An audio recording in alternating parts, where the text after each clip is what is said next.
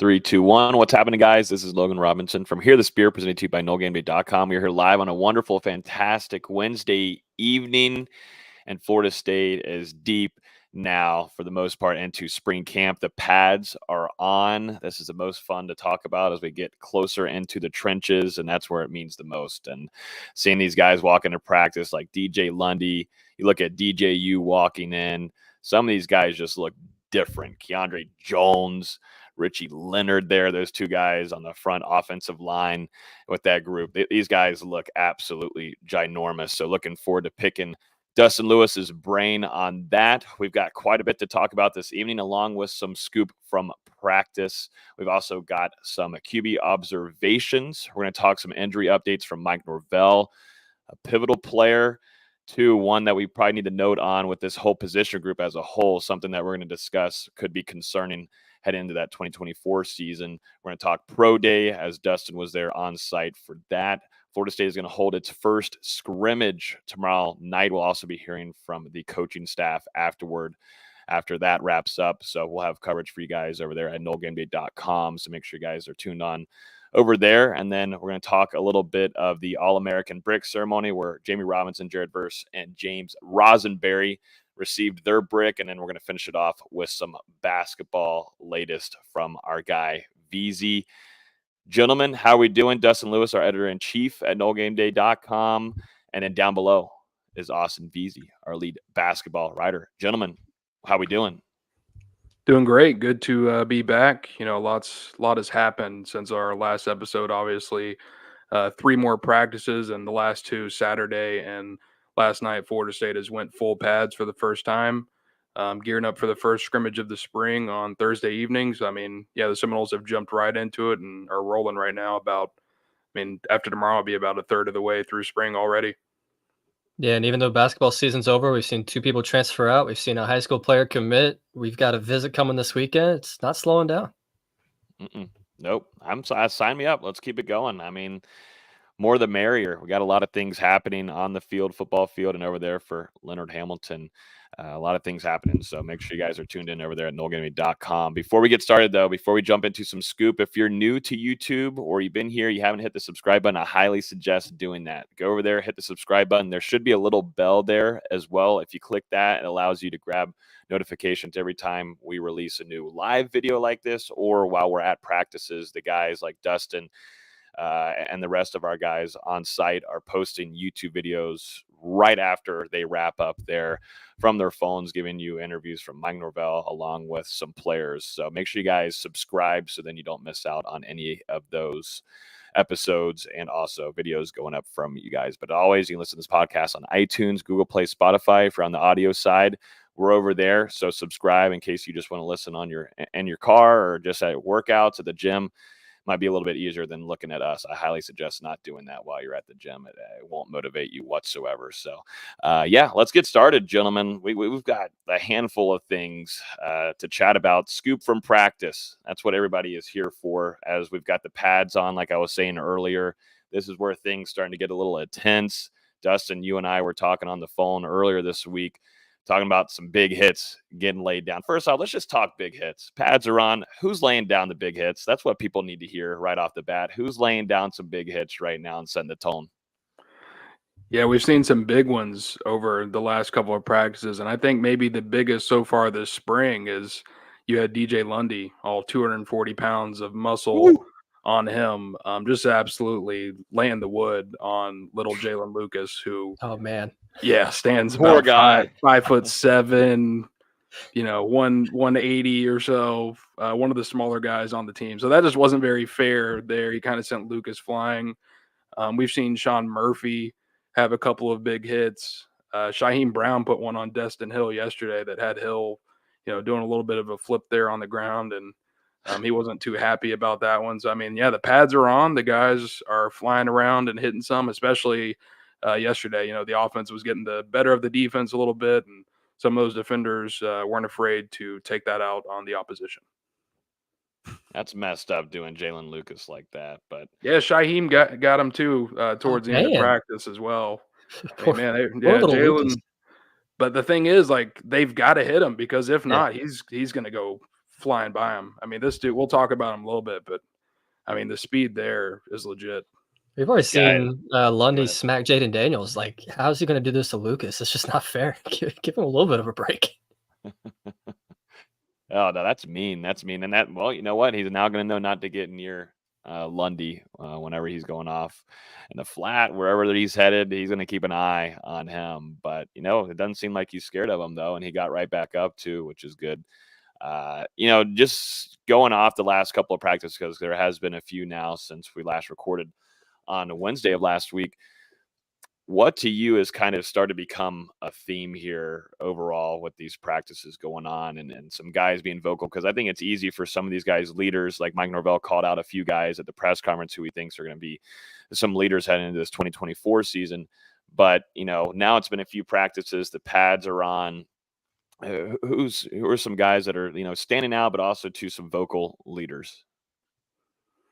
Yeah, as far as leaders, you know, I've been hanging out on the defensive sideline for the most part early in camp during the 11 on 11 and the 7 on 7 type of drills. So, you know, I've mostly been focused on that side of the ball. And I would say guys that are standing out to me as far as taking leadership roles, Shaheem Brown absolutely rising Mm. to the occasion and, you know, being that vocal voice that he should be, helping guys get in the right spots. And if they're over on the sidelines, you know, he's having constant discussions. And a guy I noticed yesterday as well, only in his second year with the program, but Conrad Hussey, you know, helping some of the true Mm. freshmen line up and kind of speaking about some communication aspects between the cornerbacks and the safeties. You know, you're seeing DJ Lundy, Patrick Payton, guys like that continue to do their thing. And then really, you know, to me, it's been the DBs that I've been the most impressed with as far as the leadership.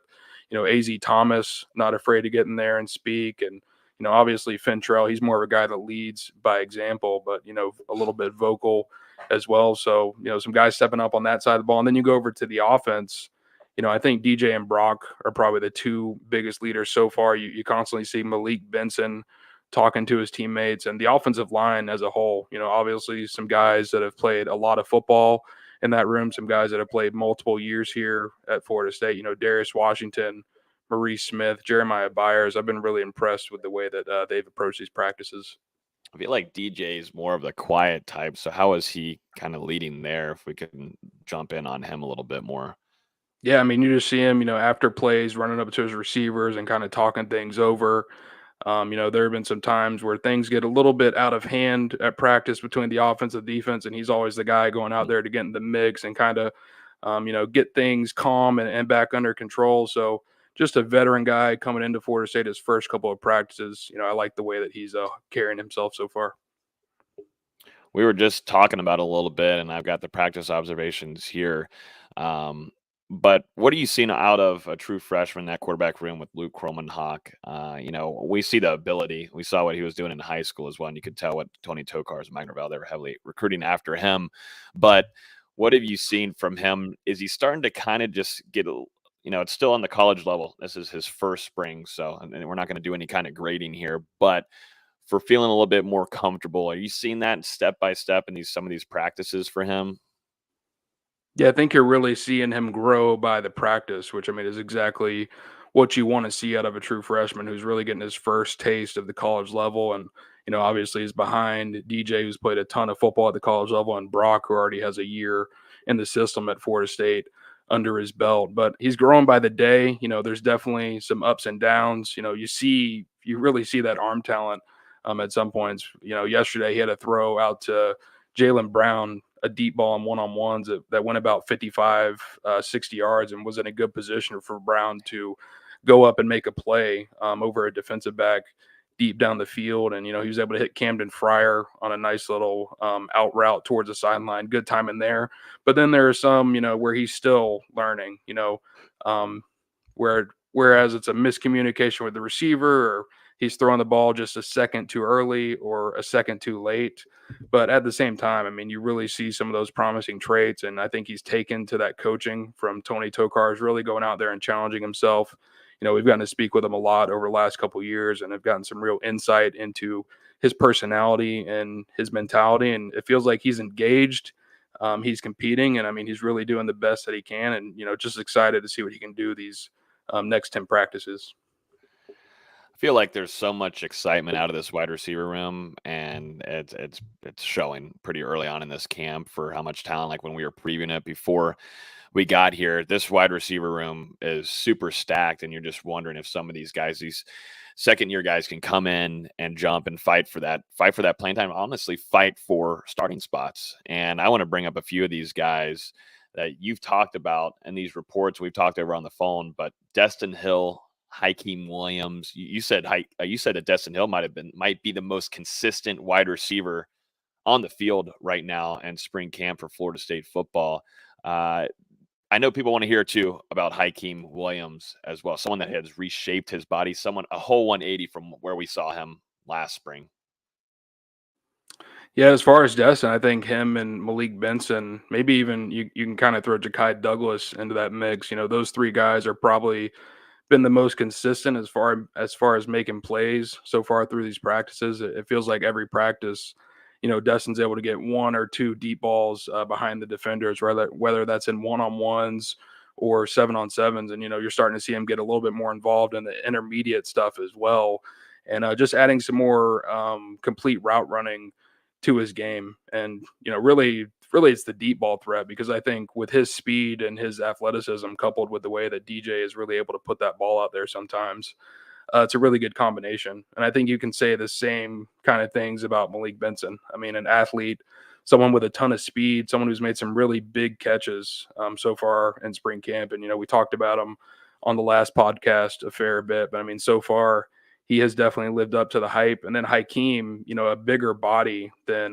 those other two, but really starting to come together, putting together some more consistent practices as of late. And that's what we saw last fall before he was hurt. And then now he's kind of carried that over into this offseason, where he put a lot of effort in that tour of duty. He's in really good shape. And now it just comes down to being a little bit more consistent every day, honing in on the route running, because the athleticism, the ability to go out there and make some freak plays each day is certainly there. And, you're starting to see, I think, him and DJ begin to form a little bit of a connection. There was a player we were covering heavily during his recruitment who eventually picked LSU, and you just mentioned him with Jalen Brown, him and Cromanhawk connecting on a deep ball there, and the speed that he's bringing, and he kind of came into spring too, losing some weight there. Smaller guy as well. When you think of Jalen Lucas, those guys are some small guys on this roster. But this is a question from Daniel on YouTube asking, how's Jalen Brown doing? Hearing some of the other guys, but not much on him, though. What can you give us on what you've just seen so far with his arrival from tour duty, and also to a little bit of spring camp so far with what you've been able to see? It's really been the last two practices where we've seen Jalen Brown kind of pop up. I think the first two, he was kind of getting his wind under him a little bit, kind of feeling out how Florida State operates, and also getting that chemistry down with the quarterbacks, because we kind of talked about a little bit, but these skill players are constantly getting switched out. There are 4 to 6 quarterbacks out there throwing passes, so you never know which one you're going to get a ball thrown from on any given rep. But yeah, since the pads have come on, and that was something I wanted to see, which Logan kind of mentioned it, Jalen Brown dropping a couple pounds entering spring camp. So, I wanted to see how he was going to respond when the pads come on. And so far I've been impressed. I mentioned the deep ball yesterday. He also had a catch over near the sideline, and was able to get one in the end zone as well, I believe. And the 7-on-7 period. And you go back to Saturday morning's practice, had a connection there, another deep ball from Cromanhawk in those one-on-ones, another about 40, 50-yard connection, give or take. So I think Jalen Brown, starting to show off some of those qualities as a deep threat. Obviously, a guy who didn't get a ton of playing time last year at LSU and Florida State, trying to unlock that skill set. And I think we've seen a little bit so far, not only out of him, but a lot of these wide receivers have made plays to this point of spring camp. But it's really, who's going to separate themselves over these final 2/3. Sticking just the last little bit here on the offense, and feel free to pinpoint some other guys as well. But now we got the pads on. It's time to talk a little trenches here. And I still want to stay on the offensive side. You noted on a few guys with Lucas Simmons and Andre Otto, some youngsters that are in that room. But overall, outside of those two, what have you seen from that unit, that group so far with the pads on? Because it's always been a battle for these guys going against Florida State's defensive line in the last couple of years, and might be a little bit different. We're going to talk about, upcoming injury update that's pivotal in that defensive line room for FSU, but still, nonetheless, you're still dealing with Daryl Jackson, and that doesn't sound like fun. So, what are some of these guys? Who's being able to take on Daryl Jackson, and what have you seen with the pads on with some of these guys up in the trenches for Alex Atkins' group? Well, no one's really able to take on Daryl Jackson. I mean, whenever he's in there, especially in some of these one-on-one matchups, I mean, he's taking lunch money from some of these offensive linemen. But I would say to this point, the veterans are doing about what you would expect them to do. I think Darius Washington and Jeremiah Byers have both been pretty solid to this point. TJ Ferguson, I would say some up and down performances. He has some really good plays and then some plays that he also needs to continue improving on. Richie Leonard feels like he's jumped in the mix and one of the bigger offensive linemen on Florida State's roster, but I really like the way he moves and some of these individual drills that the rest of the offensive line is doing. And, it feels like he's already acclimated very well to how Florida State practices and how Alex Atkins and the rest of his staff works with those respective units. But yeah, like you said, Lucas Simmons, a guy who came into Florida State, a ton of potential to, maybe be that left tackle of the future. And I mean, he was pretty banged up throughout most of his true freshman season, missed a ton of practice time. So it's been really valuable, for him to get back healthy this offseason. Now seeing him out there in spring has put on a little bit of weight and starting to kind of grow into the player, he could potentially be in another year or two. And then Andre Otto as well. He's one of the more physically imposing offensive linemen on the roster. And we've seen him with his versatility. I think that's going to be big for Florida State, working at tackle, working a little bit at center. I think he could play on the interior as well. So that's someone to watch moving forward because I think he's got a really bright future with the Seminoles. And he's another guy where you can really see, Alex Atkins, he can get on these offensive linemen at times, but Andre Otto isn't someone to shy away from that coaching. I mean, he's really engaged with what's going on. I think he's impressing the staff so far. That's great to hear. Anything else on the offensive side that you want to note on before I bring up this comment about Marvin Jones Jr.? Yeah, we didn't talk about the running backs. Well, Cam Davis, I need to hear. I mean, we might have to just do a weekly update on Cam Davis if we need to. I think the listeners wouldn't oblige by that either. The pads are finally on, so I mean, it gives you can evaluate a little bit more there, and at least the last two practices, pretty much everyone in that unit has had a big play. Yesterday was Samuel Singleton breaking out a couple of times, but you go back to Saturday, Keisha Holmes has moments. I mentioned Jalen Lucas. If you let him get an inch, I mean, he's going to take it a mile, and he's got some real moves in his arsenal as well. He's got like a juke move that juke move that he can turn into a spin, and also a fake spin move that, I mean, just has some of the defenders, at least the one that he was able to do it on Saturday, just absolutely rolling around and trying to find them. But yeah, then you go to Cam Davis. I mean, man, we were already talking about how big this kid is as a true freshman, and I mean, man, he's even big. He looks even bigger now that the pads are on. I mean, it's insane to see him moving around out there. And on Saturday he didn't really get to break any runs, and then yesterday, he was just carrying a couple guys with him, bouncing off tackles, getting into the end zone. And Florida State was doing some of these goal line drills. I mean, I've been very encouraged with what that group is doing as a whole, because I mean, it just feels like every single person is popping up so far. And you think about having Lawrence Toafili and Keisha back in the fold, and those are two guys that have been in the system for a couple of years now.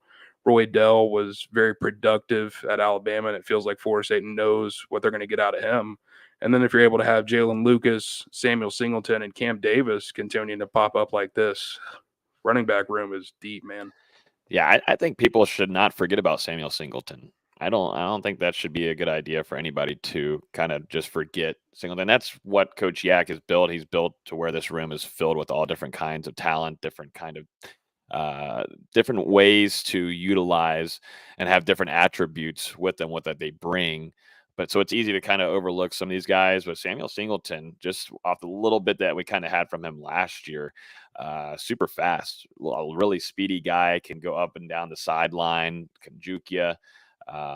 And so there's a lot to like in this room overall. But nothing new here when you still have David Johnson as your running backs coach. Yeah, and I think Well, Singleton.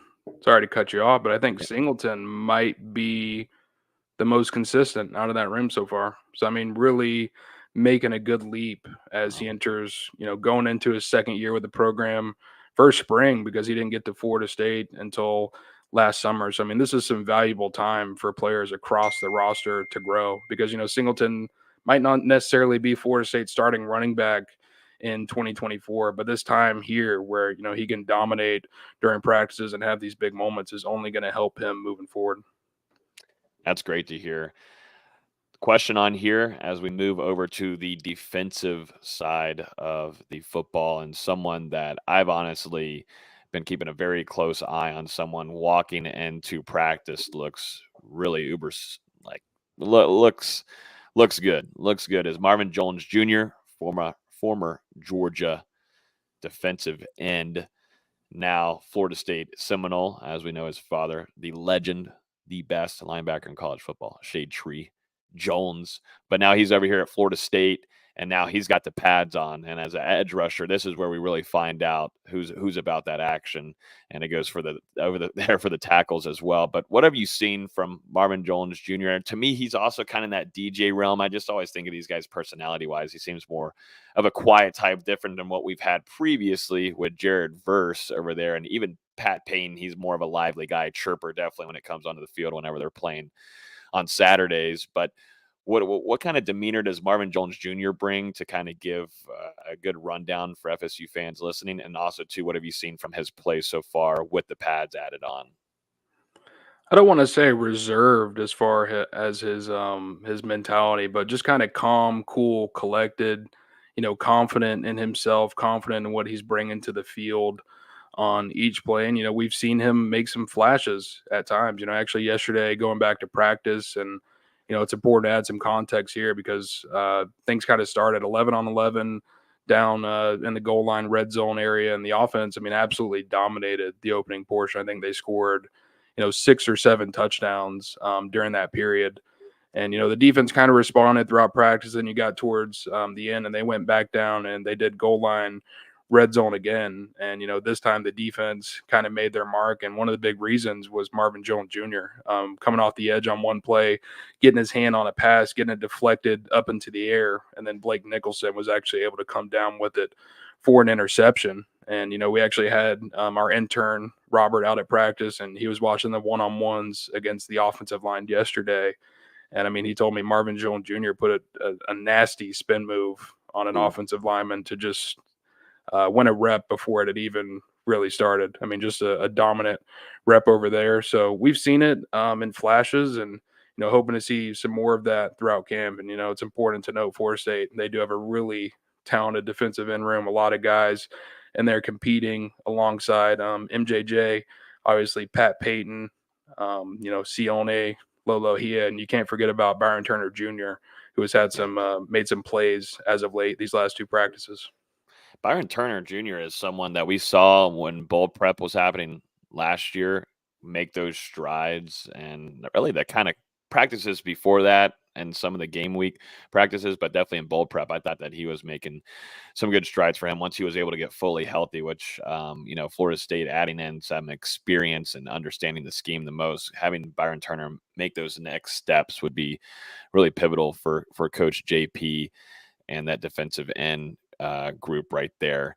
Why don't we just talk about some guys that have been highlighting for you? We talked about them earlier, but it's going to be hard not to talk about them weekly like we will with Cam Davis and Hakeem Williams and Dustin Hill. But what about Daryl Jackson and just the monstrous? Has anything changed from last year when, you said that he was dominating in practices and such, but it seems like he's just worked on his body a little bit more. It seems like he's got a lot more athleticism. You remember on the roster sheet, everybody, he's carrying 330 pounds. And on photos, it doesn't seem to be that way. It doesn't look like he's 330 because he's chiseled down and he's done a good job this offseason training. But what are we dealing with Daryl Jackson going into 2024 with how he's looked at camp thus far? Just a potential defensive stalwart. I mean, he's been amazing so far, and I think it surprises anybody if there is a rep where, he's driven off the ball a little bit or isn't able to get in position to potentially set up or make a play. I mean, he's just been that good. And, there were times that we saw last year in the preseason and throughout the fall where, he really staked his claim during practices and had some dominant moments. And I think he's only carried that over a little bit further, continuing to take steps with his game. Like you said, I mean, he's slimmed down, but he's still just as powerful and I think a little bit faster. And also, losing a little bit of that weight, it's only going to help him stamina wise when you think about 2024 and the number of snaps that Florida State's going to expect him to play every given Saturday. But, whenever they have these 3-on-2 drills where it's 2 offensive linemen and a tight end going downhill against a defensive tackle and a defensive end, I mean, he's just a menace. I don't know if he's lost a rep yet. Now, he might have lost one, but he hasn't lost very many. And at least in the last 2 practices, he's been able to get a sack in each one. So he's doing his thing to this point, performing like you would expect. And it seems like he's doing his part to kind of lead that group. Reminds me a little bit of Fintrell, not necessarily a big vocal guy out there, but he really leads by example. And, you see these drills when the defensive tackles are, going through the individual periods, and he's making sure to be up there and be the first in line at every single drill. Getting outside of the trenches there on the defensive line, but moving over to linebacker for a second. We talked about DJ Lundy over there just bullying a little bit of Jalen Lucas, but I think one big question mark for all of us on this show is who is going to be some guys that take strides. Blake Nicholson was one for me. Also, too, what should we expect out of Sean Murphy? That former Alabama linebacker. What are we getting out of him, and what is he going to bring to Randy Shannon and that group? What have you seen from those 2 guys behind DJ Lundy, because they're going to be playing pivotal factors for this defense in 2024? Well, I think starting with Sean Murphy is he just moves very well for being 225 pounds and, carries that weight well. And he's a big hitter as well. We've seen him lay the wood. I mentioned it yesterday. We were kind of far away watching this portion of practice, but we could tell that Sean Murphy absolutely killed someone, and the entire defense was freaking out. I don't know if that was Jalen Lucas as well, but it definitely to me it looked like a running back potentially based on the route that was ran. But so he's doing his thing, making some plays so far. And Blake Nicholson, I think he's starting to show some signs of growth. Obviously, put on some pounds during the tour of duty. I mentioned getting that interception yesterday, and also Justin Cryer. I've got to bring him up because I was impressed on Tuesday, able to pick off DJU covering Lawrence Toafili on a route over the middle, and he was actually able to get in front of the running back, pick it off, and take it back for might have been an interception return for a touchdown. So, I mean, the linebackers, you're definitely seeing some plays so far. I would say to this point, I've been most impressed with their abilities in coverage. That's a good thing. I mean, I'm just trying to make sure you're losing Kalen DeLoach, obviously Tatum Bethune too, but I like a really good moving linebacker, and I think of Sean Murphy, if he can take on that role. It's gonna be hard to do with what Kalen DeLoach did the last couple of years for FSU in his career, but that's a room that you got to find answers and just test and see where you're at going into after finishing up spring camp. But I think that's great to hear on that end of things. I'm trying to think too, on the defensive back room, you were telling us about Conrad Hussey being more of a vocal guy. I'm so stoked for that kid. I feel comfortable with that safety room. I know VZ, you got some question marks there on it, but just going to Conrad Hussey and also to another guy like Shyheim Brown, someone we all love. We love that guy. What is that safety room looking like so far?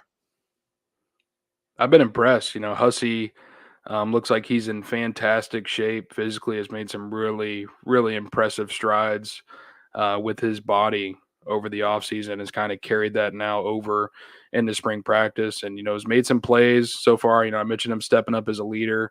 Shyheim, I would say the same thing, has been very consistent with his play to this point.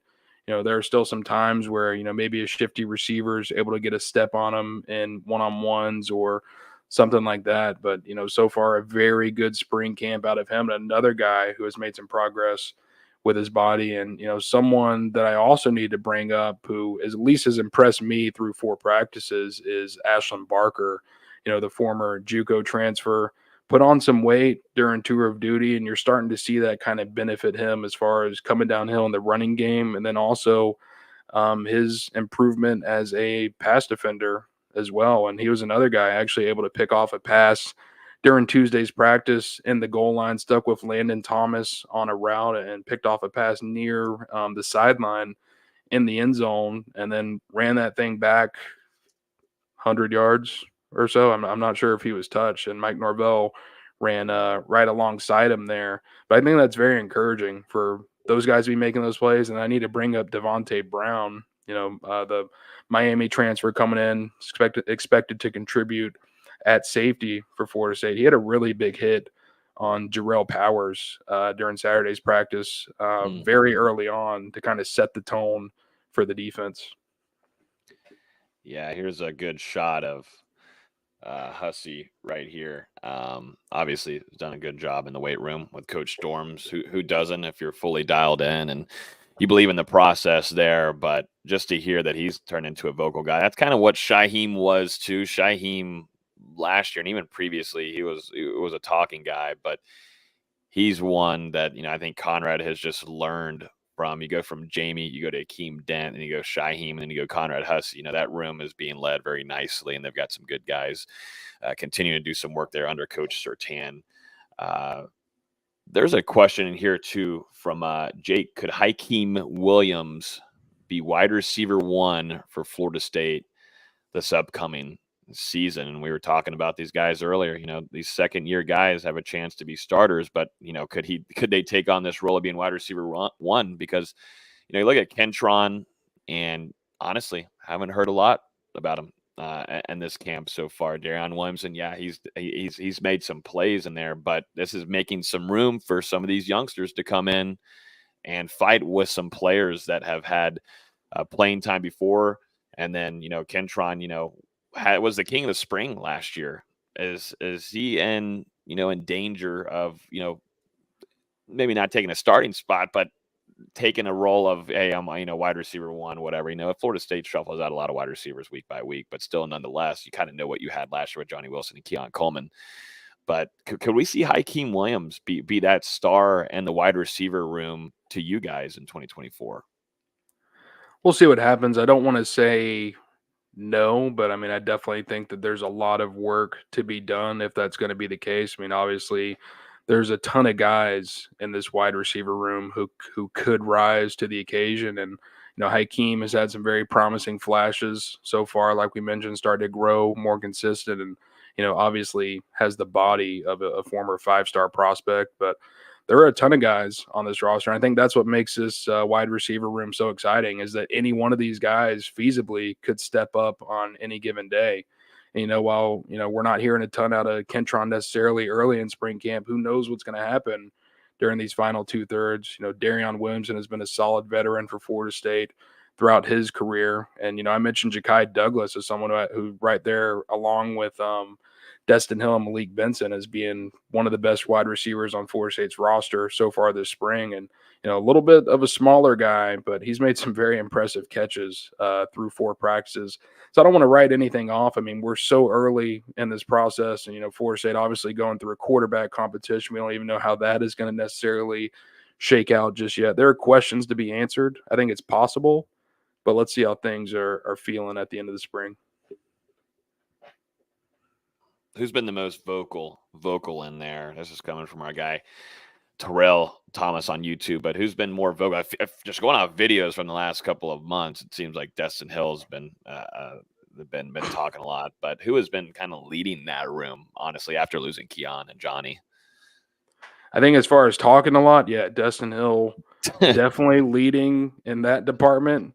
As far as stepping up as a leadership in a leadership role, I mentioned him earlier, and we've kind of mentioned him the last couple of podcasts. But Malik Benson, ever since he got in from Alabama, even though he's fresh here in Tallahassee, he's a guy that's played a lot of football, whether it be with the Crimson Tide last year going to the playoffs or a record-setting career in junior college. I mean, he's kind of been around, seen it all, and kind of done it all. And he's jumped right into Florida State, performing not only on the field but also being the guy out there constantly encouraging his teammates and talking with guys on the sideline, showing support. So, I've really liked the way that he's kind of came out in that facet and really just not been afraid to be vocal, because it's not really easy just jumping into a new locker room and speaking and hoping your teammates kind of listen to you. So I think it says a lot for him to feel comfortable enough to be like that, and then also his teammates also to accept that. 100%. Going on with spring camp here with some injuries, though, we got an update from Mike Norvell on some guys that are going to be missing some time in the spring camp, and even one player that's going to miss a little bit of that fall and to start off the fall at least. But Mike Norvell told us that Robert Scott Jr. is going to be missing this camp. Kind of was expected. We heard from Alex Atkins at the media luncheon early on a couple of weeks ago, kind of hinted at it practically, just telling us, we're not expecting to see Robert Scott available this camp. And then also, too, a big one here, Joshua Farmer is also going to be missing this spring camp. When also talking about, this defensive line room, it starts to become a conversation, which we'll have here in a second. And then also, too, for Florida State, they're going to be without true freshman Jamari Howard. He's actually going to miss an extended amount of time, impacting him going into the 2024 season in the fall. So, that definitely hurts, and, wishing him best of luck for the recovery there for him, for that youngster. But, let's go straight to, going to Joshua Farmer here. We were previewing the defense, one of our latest episodes, and pinpointed the defensive tackle room as being someone that is extremely thin, at least for right now in this spring camp. And if it stays that way going into the fall, there's definitely a concern. But right now, you're without Joshua Farmer for this entire spring camp. What are y'all's thoughts on this? Because I'm certainly concerned here. He was already battling with an injury beforehand at the latter half of the season. Is it still lingering? What can be fixed there for him? It's a question mark now that we're going to have going into the 2024 football season if we don't see any kind of availability for him in the latter half of this camp. And, it's a thin group, gentlemen. It's a thin group. And you got to hope that Farmer can make a full recovery with whatever he's dealing with at the moment. It's really disappointing. It knocks out really the veteran of that group. Joshua Farmer's played a lot of football at Florida State over the last couple of years, and he's really grown year over year. So for him to lose this entirety of spring practice, really sucks for Florida State. It sounds like, based on Mike Norvell's comments, he's going to be back rolling this summer and should be full go for preseason camp. So that is a good thing, but at least in the short term, it really cuts down that defensive tackle room. Only had 5 scholarship defensive tackles entering the spring. Now you're down to 4. And I mentioned it last Wednesday during the observation portion, but, West Virginia defensive line transfer Tomiwe Durajai had been participating a little bit with that interior defensive line. I guess now we kind of have an answer of why that is, because you look at him, he's got the body and the athleticism, saying it at 278 pounds or something like that, to be able to flex inside and outside. And I guess now it makes more sense why he's repping with the interior defensive line at this moment, because they just need the bodies for practice. It also gives guys like Daniel Lyons a chance to get more reps, potentially with that first lineup, even Grady Kelly as he gets caught up to speed. It's not necessarily a bad thing. If it's going to happen, you'd rather it be in spring, but does hurt to have Joshua Farmer miss more time, considering where he was at the end of the season. And also, to that point, KJ Sampson as well, getting some more developmental time out there with the defensive tackles. So yeah, that could be a bright side to this, but nevertheless, not to have one of the leaders of the defense out there going into 2024 for the spring, definitely a blow to the Seminoles. Yeah. You just got to hope he can have that full recovery with what he's been dealing with, and then you get in fall camp. Because I'm also, you got to build that chemistry too next to Daryl Jackson as well, and I want that to mesh. Kind of that gets overlooked, but on the defensive line, you'll talk to Odell Higgins. There's a lot of chemistry and a lot of communication that goes on in that defensive line. We talked about Fabian Levitt too in our interview. There's a lot of things that go on in that defensive line where you're communicating and building that chemistry and who you're taking on, and like 3-on-2s, everything like that, 2-on-3s. There's different things that happen for this defensive line unit. So just strategically, that's going to impact him a little bit. But he's been around, he's been in this scheme for a while. So you got to hope, when he gets into summer and fall camp, obviously, he's back rolling. There's a question on here. This is a good general one, but who maybe has been the most surprising guy that has just been like, all right, I wasn't expecting that to come from him, maybe this early on as a newcomer, or it's a veteran that's like, oh, okay, so he's been putting in the work. Let's finish off these injuries and come back to it. Let me think about it. But yeah, Robert Scott, I don't have much more to say. I think Florida State has some depth there in what they need to do. I think I've got what I've gotten out of Robert Scott. That's all I've really got. That's really all I've got really to say. That's kind of what I think describes the situation that we're at with him. Hindered last year as well. You could kind of see it almost rep by rep in games. And it Sting added on a whole ton of weight as well. You could tell that he was dealing with an injury right after the season was over, couldn't get in the weight room and such, and conditioning and whatsoever. But now looking at the tackle positions and such, I think there's luckily some talent there and some experience that you can have there that can fulfill it, kind of how it was last year a little bit. So that's my take on it. It's just a disappointing situation because Robert Scott is obviously an all-conference talent and maybe an NFL talent when he is healthy. But, I mean, that just hasn't been the case as of late. Was limited to less than 200 snaps for the entirety of the 2023 season. Missed some time with injuries in 2022 as well. So, I mean, it's just kind of been the theme throughout his career. And, we saw it last spring. Robert Scott wasn't able to participate, and then it obviously lingered into the fall and hindered him there. Hopefully the procedure that he underwent earlier this offseason finally kind of gets things moving in the right direction once we get to the preseason. But the good thing is this is a veteran offensive line.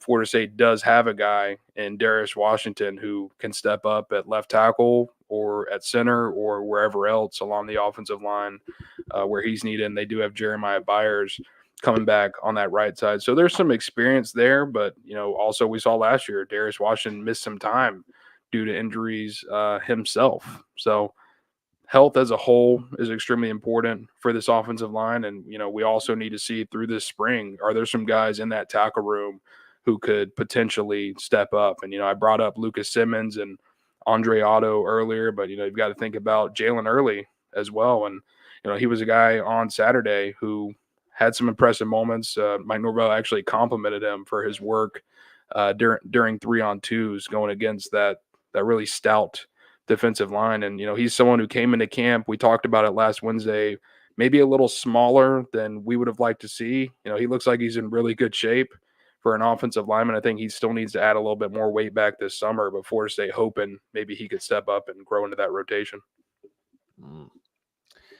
And then, we talked about Jamari Howard. That that's something that true freshman, not expecting the playing time part of it, but wishing him the best of luck. It's just terrible luck. That's what happens when it's football and it's a sport that guys are flying around and there's pads on and things are going to happen like that. So just wishing him the best of luck and his recovery. And there's a lot to like from that kid, but just terrible luck.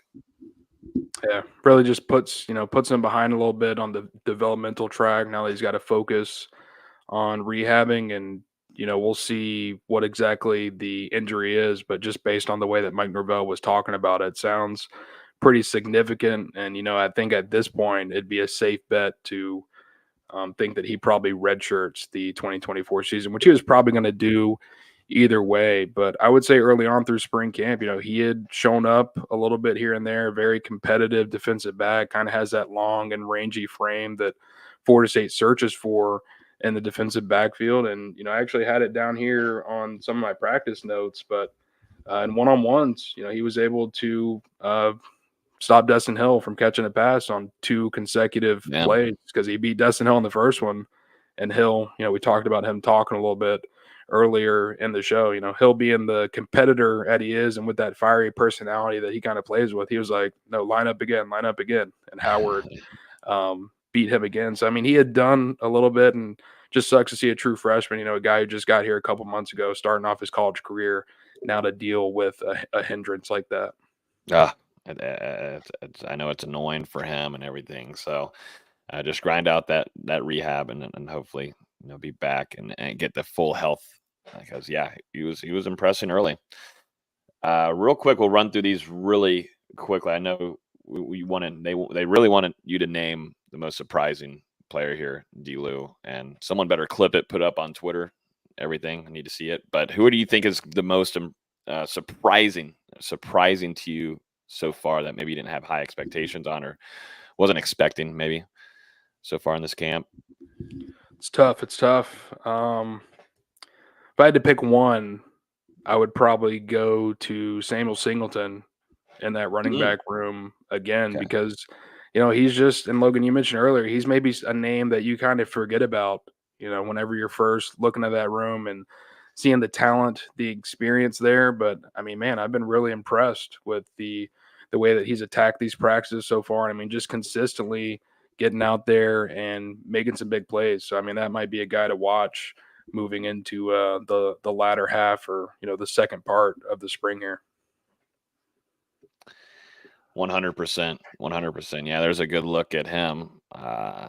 He's all eyes, all vision, man. And I would love to see him just up on that depth chart if he continues to make some moves there and make the strides. I just love Coach Yak as a coach, and these guys get developed in that room. So you see improvement year by year, and that shouldn't shock anybody, but it seems like he's kind of hitting at 2 times speed right now, and improvement for himself, which is awesome to see. Any updates on Julian Armella and how he's looked? Position change still correct at where he's at that guard position. How has he looked with that transition? Because he came in as one of the top recruits in the country at the tackle position. Now he's at guard. How is he transitioning over to that with Coach Atkins? It's interesting. Yeah, it seems like that's been a full transition now for Julian Armella, repping, I mean, pretty much entirely at guard so far early this spring. And, Florida State really trying to figure out if he, and, we mentioned Jalen early, if guys like that can take the next step in their respective developments and, finally be consistent guys who can be relied on in that 2 deep. I would say so far it's been an up and down camp for Julian Armella, dealing with the position change. I think he lost a little bit of weight as well, Logan, if we're correct on that. Yeah, he did, yeah. So, I mean, yeah, he's just like a little bit small, I feel like, at that guard position. But he's also a very gritty player in practice. I mean, he's not afraid to throw his head in the fan, get in there, and be physical. But I think, just also his size going up against Florida State's defensive line, that doesn't necessarily help him at this time. But, some up and down moments, and, we'll see how it continues to progress during the rest of spring camp. Well, I think that's going to wrap up our scoop there. I mean, almost an hour long of scoop. So if you guys are enjoying this and here on YouTube, new listening, or if you've been listening for a couple weeks, been thinking about subscribing, hit that subscribe button so then you get notified every time we release a new show or episode here. We're always uploading interviews after practices as well from Mike Norvell himself, and also to the players that we get to pick and talk to afterwards. So make sure you hit that subscribe button, because we're going to be doing this on a weekly basis, giving you scoop from practice and also trying to give you as much scoop as we can get from these scrimmages that are coming up as well. So subscribing is the best idea for you to do on YouTube if you're watching, but also if you're listening, we're on iTunes, Google Play, and Spotify. We're not done yet, though, so don't leave. We've got some pro day to talk about. D-Lou, you were in the house for that. Some guys, man, there are some impressive numbers, definitely from Kalen DeLoach on the bench. Holy smokes, who knew Kalen DeLoach was that strong? He's in the works of also adding on some size and some pounds. But overall thoughts on this? It seemed like Akeem Dent to me, just hearing some chatter now around some scouts. VZ's nodding. Seems like there's now some chatter going around about Akeem Dent. I believe he's getting an invite to a practice with the Jacksonville Jaguars. I believe it's the Miami Dolphins. Yeah, Yep. 2 Florida schools. Tampa Bay missing out there, but just getting a lot of momentum there for Akeem Dent, and he feels like he ran pretty fast. He told our Emily Peters that he ran he said he was in like the high 4.3s and definitely in the low 4.4s, but not sure if you're able to see him run. But how did he look overall, and maybe some other guys to note on as well? Akeem Dent looked fantastic. I mean, it absolutely looked like he was getting some attention from the scouts out there. Yeah, the number that's been floating around is a 4.38, which would have been the top time for a safety at the NFL Combine in Indianapolis. And he also had a very impressive shuttle run that I believe was timed in the low 4 seconds. I can't remember the exact time, but yeah, like you guys said, there's some reports going around that Akeem Dent is going to attend these local days with the Miami Dolphins and the Jacksonville Jaguars. So, that'll give him a chance to meet with some representatives from the teams there, along with, some other prospects from around the state of Florida as well. But yeah, outside of him, I thought Trey Benson really did his part to kind of solidify his stock as the number 1 running back in this upcoming class with his performance on the bench press. Would have been one of the top, I think tied for top 5 at the combine or something like that. So he did his thing. Kalen DeLoach, showed off some strength there. And, you go to kind of the drill portion of the day. I thought Johnny and Keon, from what I was able to see, we were back pretty far and there were a lot of people in front of us. But from the reps that I could see, it looked like Johnny and Keon were doing their thing out there for the most part, not really letting a ton of balls hit the ground. And they also had Brock Glenn throwing to him. So I think that had to be a pretty cool experience for the sophomore quarterback. Yeah, no joke. Talking to some future NFL guy, or throwing to some future NFL guys. And he also had the opportunity in his little stint there at the little back end of the 2023 season when he was thrown into the fire to do so. But nice to not have guys flying at you and you can just throw some routes to them and such. A little bit easier than having Florida and then didn't have those guys against Georgia, but still a little bit easier, a little bit more fun in that regard, but good for him. But yeah, it's good to see some of these guys just solidify where they're at. And Braden Fisk right now, this man, he was telling me, I'm not the biggest social media guy. I'm not, I'm not used to it all. And he's not used to it. He'll be completely straight up with you. But now this man's up in New York City. He's courtside. I sent him a message earlier and I was like, Mr. Worldwide, huh? Yeah, getting flown out.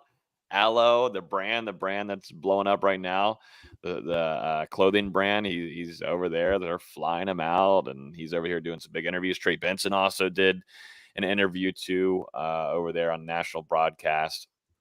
A lot of guys getting a lot of love in this time before they get drafted here in April, which is going to be super fun, and we're going to have a whole ton of coverage surrounding that as well. But yeah, a lot of guys just solidifying where they need to be. And I think Trey Benson is, as everybody's saying right now, RB1 in this draft, and really interested to see which team end up picking him is going to be interesting. And, talk with Jason Light. I was at the NFL owners meeting to start off this week, and they're looking to add in a running back there with Rachaad White, and we'll just see what ends up happening and what Tampa wants to do individually. But there's going to be some teams that really want to add this cat to what he brings to an offense. He's just hard to tackle. He's got the speed.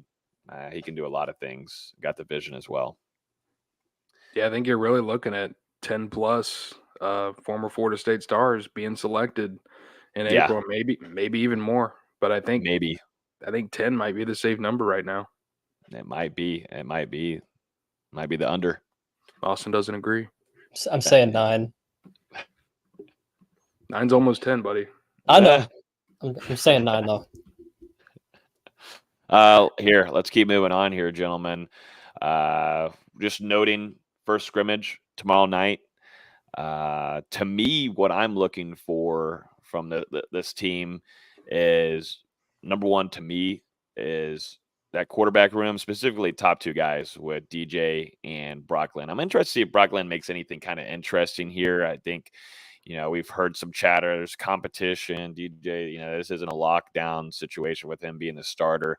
I still lean on DJ being the starter in 2024. But what you would love to see, if you're an FSU fan, and for me on my side of things, I want to see Brock Lynn make those steps and improvement and taking care of the ball and feeling like he was a little bit in that Georgia game. He felt a little bit more comfortable, which was not an easy place to do. But whenever you go on in the spring scrimmage, you just want to kind of see those steps be taken and reading down the defense. And those two things, to me, at least in this first scrimmage, are what stand out to me. And like you were saying there, we'll see with Samuel Singleton, some guys that have surprised so far in practices. Let's see if they can do it in a scrimmage, which Mike Norvell and the staff take it very seriously.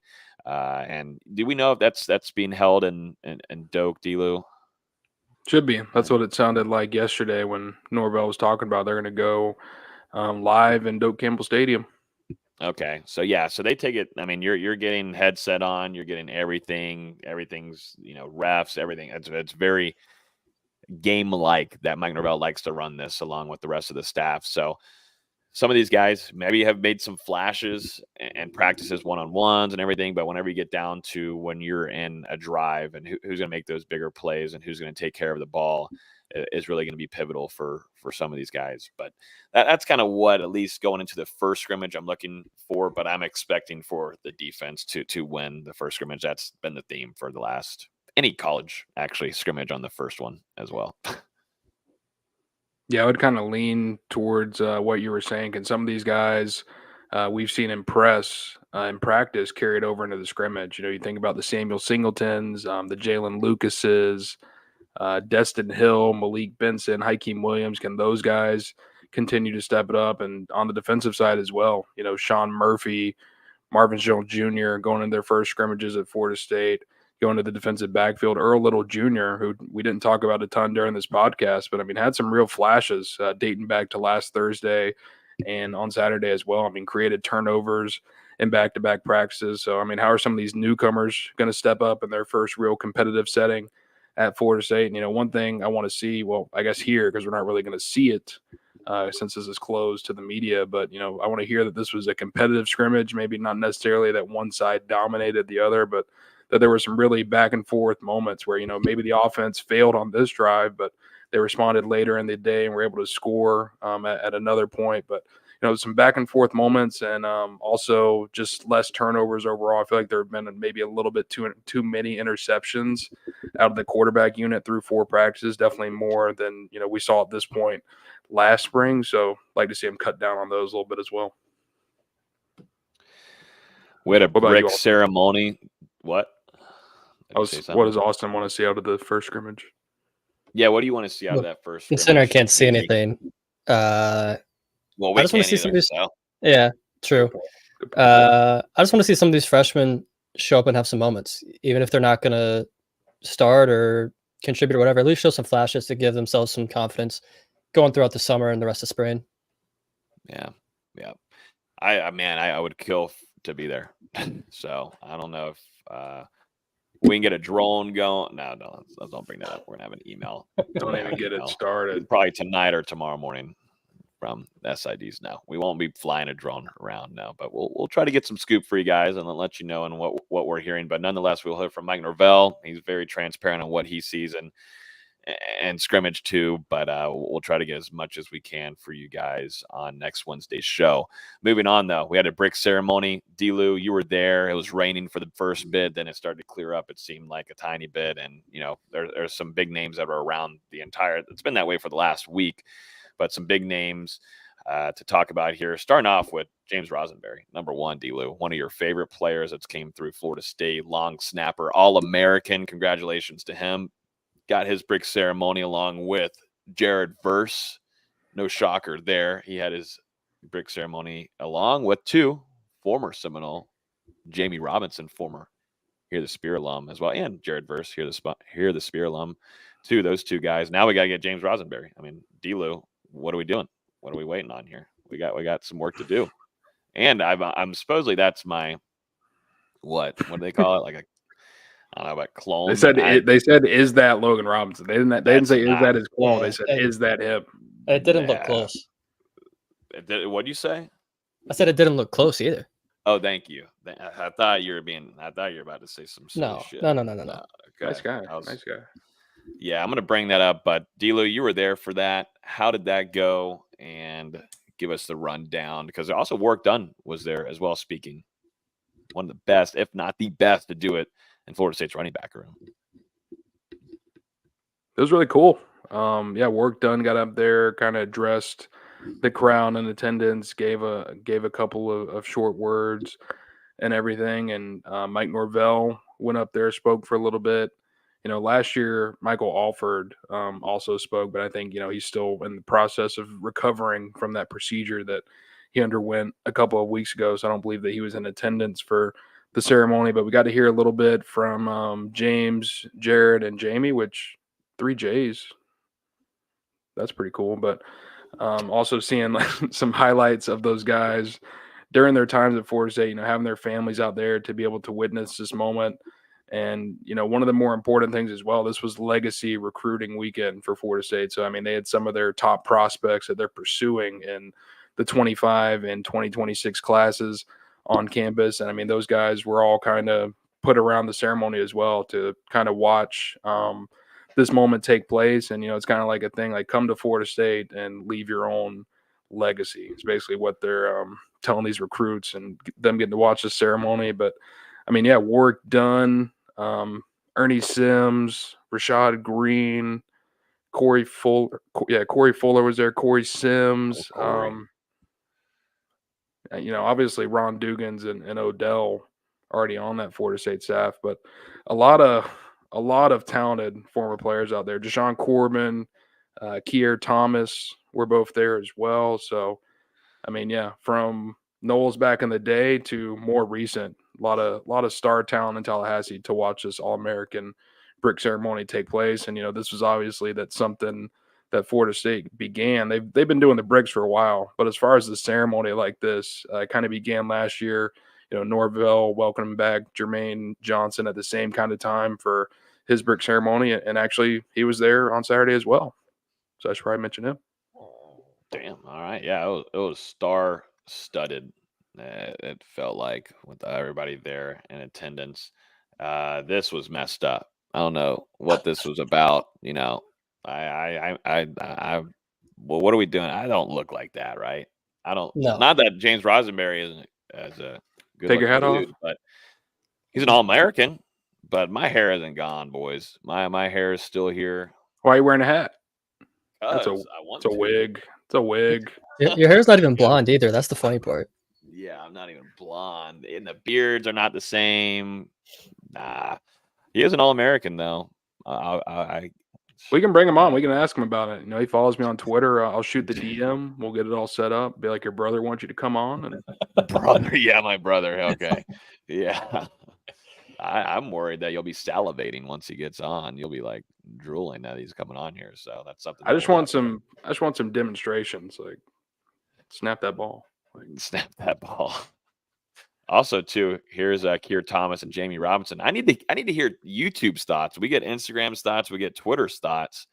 What are y'all's thoughts on these jerseys right here? Our audio listeners won't be able to see them, but what they're repping right here in this photo shoot are the turquoise uniforms. VZ, you're the stylish man out of probably the both of us here. You work in that kind of realm. You used to, but what do you think? And plus, for basketball, you have them on your uniforms. Yep. What do you think of these? Could they be better, or what are we thinking? I really got to see. I got to see what pants they put with them and yep. With the gold helmet. I've got to see it all together first because I love the concept. I love the jersey. Huge fan of the turquoise uniforms for basketball. I've even got some of the old N7 shorts from some of the old players. I love the color. I think the jerseys look good, but I gotta see it head to toe with the rest of the combination to see what it looks like. Is it going to look best with the garnet, pants? Is it going to look best with gold pants? They can't bring out turquoise pants, otherwise it's going to look kind of bad.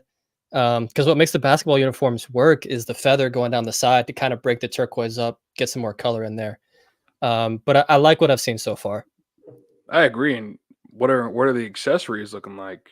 The cleats, the socks. We see them wearing the sleeves sometime. I mean, what are we working with here? It's all got to kind of mesh and blend together. It's got to be perfect. If they've learned, if they've talked at all with basketball, usually basketball would do garnet shoes. So I imagine it'll be garnet cleats.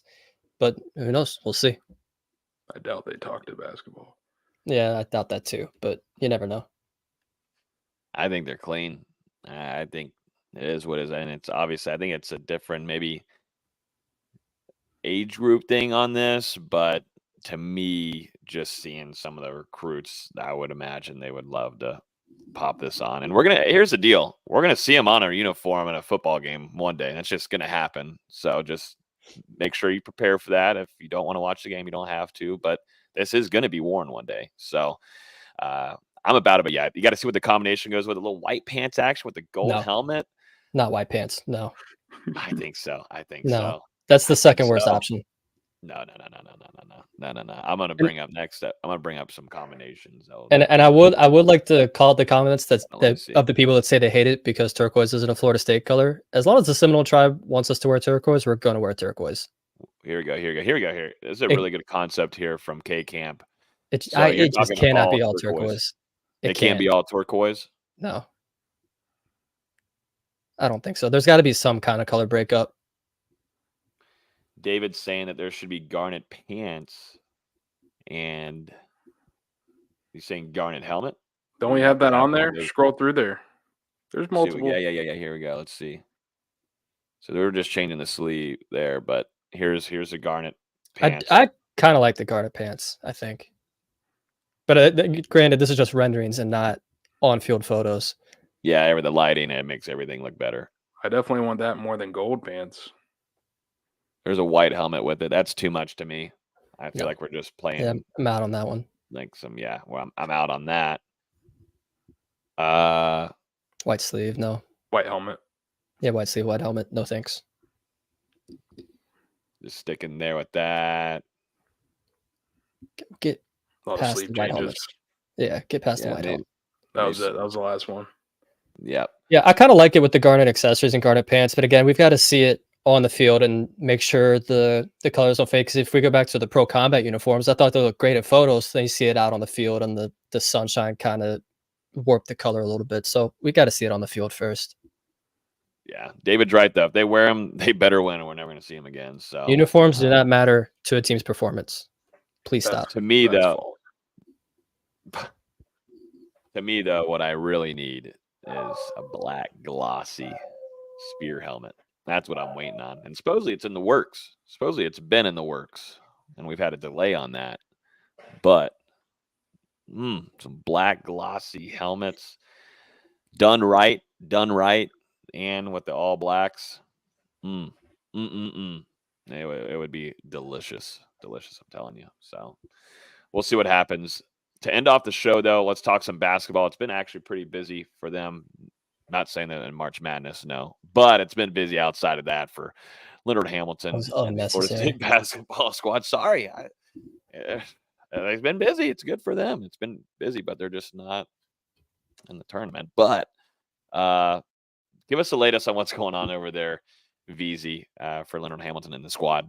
Yeah, so I'll start with the exits. Deontay Green entered the portal Friday morning, soon to be followed by Primo Spears. Neither one of those was a surprise to me. I've been saying for the last month or so that I had expected it. Deontay's minutes had just been completely cut off by the end of the season. He didn't play in the first round of the ACC tournament against Virginia Tech, and then senior night up against Miami. Didn't play either, even though 16 different players checked in that game. Once that happened, I'm like, yeah, he's gone. Started 20 games this year, filled in somewhat admirably, while Cam Corn was out with his toe injury. But then once Corn was got back up to speed, he was just a much better player, and it's very clear to see. And I don't think Deontay had played double-digit minutes since early February, maybe.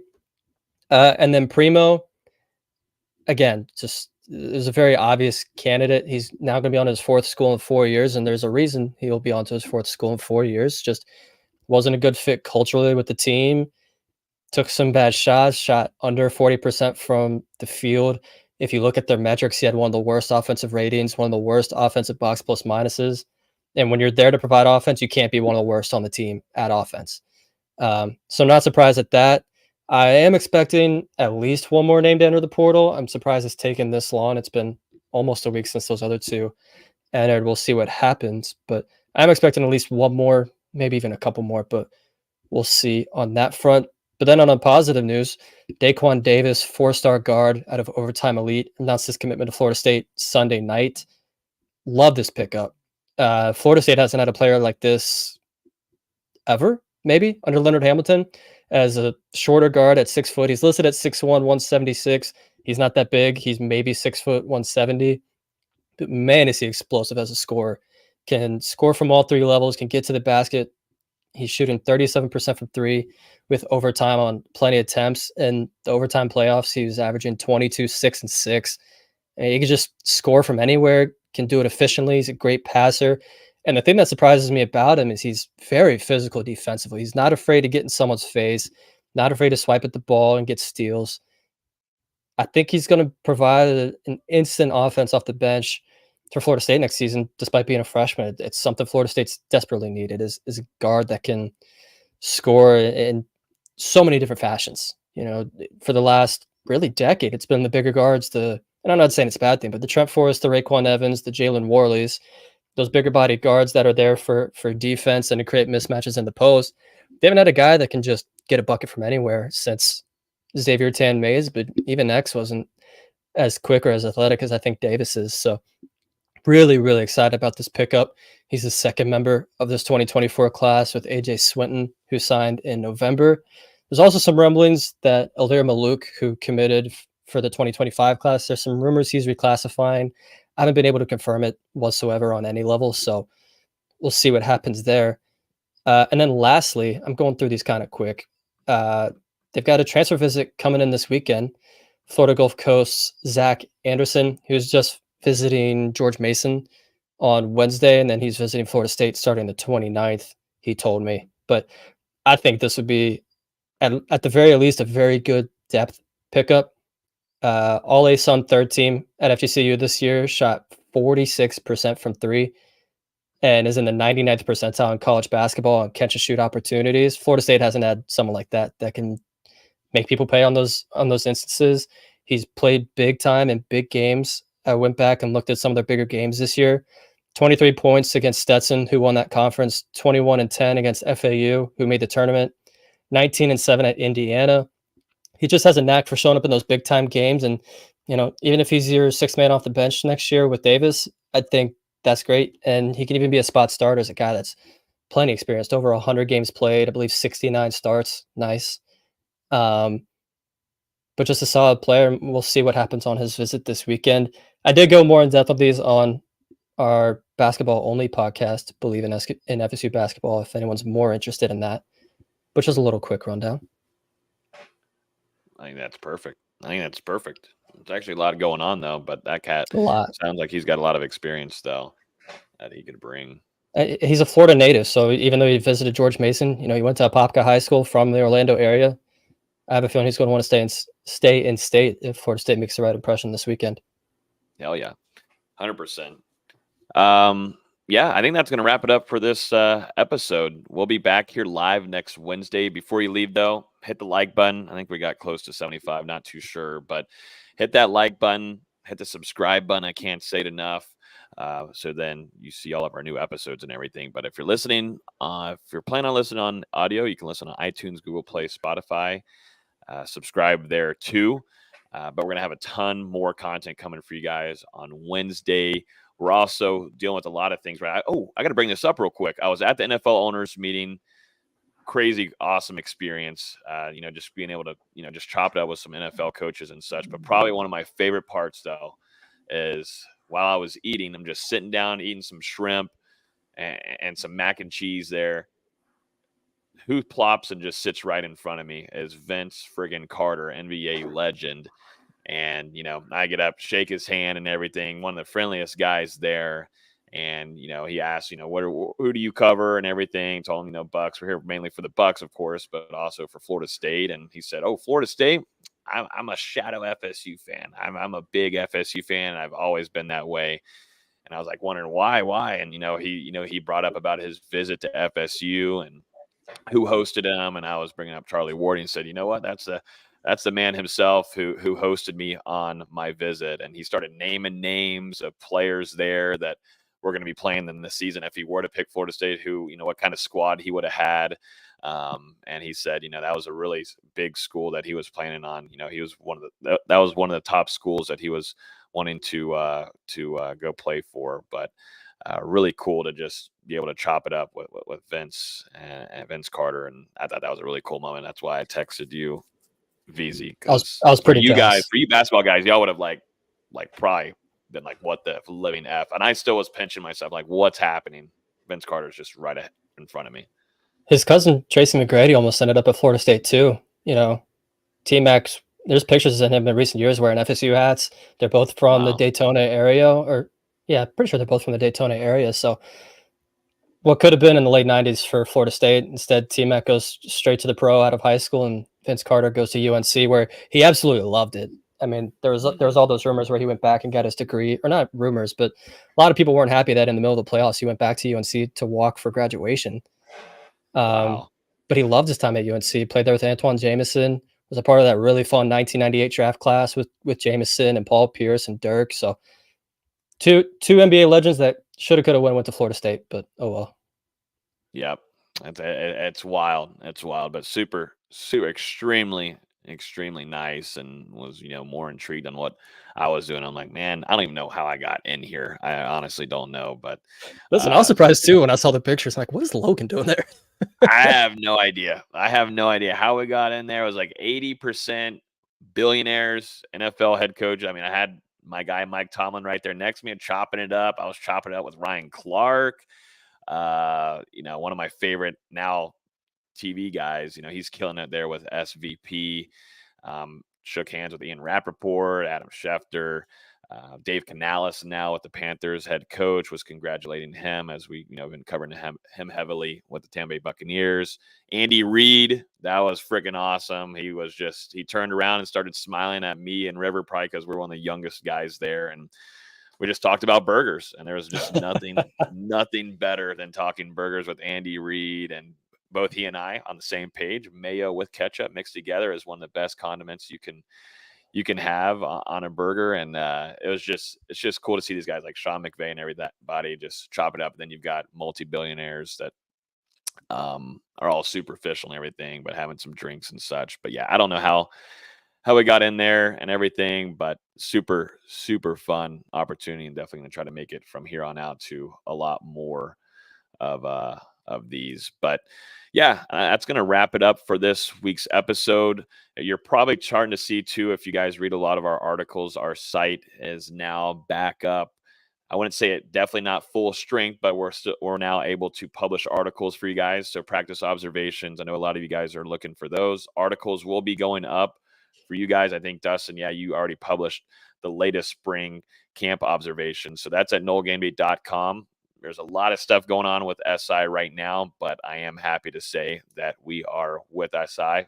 We've signed with Sports Illustrated, Fan Nation, and Minute Media. So No Game Day is here to stay, and for a very, very long time, and super excited about where we're headed with Minute Media and Sports Illustrated and Fan Nation, and where this network can really blast off after the really impressive last 5 years and what they put together as a network. There's a lot to like about the future with them. So NoleGameDay.com. Give us a couple more weeks. We're still onboarding and doing a lot of things with migration and stuff, and everything's kind of rushed right now, but we're here, and it's just going to take a little bit, and we'll have more details on what that entails with our future relationship with SI and Fan Nation and Minute Media as we move forward a little bit. But give us about 3 to 4 weeks, and we'll have a better answer for you guys. But yeah, appreciate everybody, and thanks for hanging out with us. And also, Dustin's dog here is signing off from us here at the Spear. Thanks, everybody. See y'all next Wednesday at 7 p.m. Peace.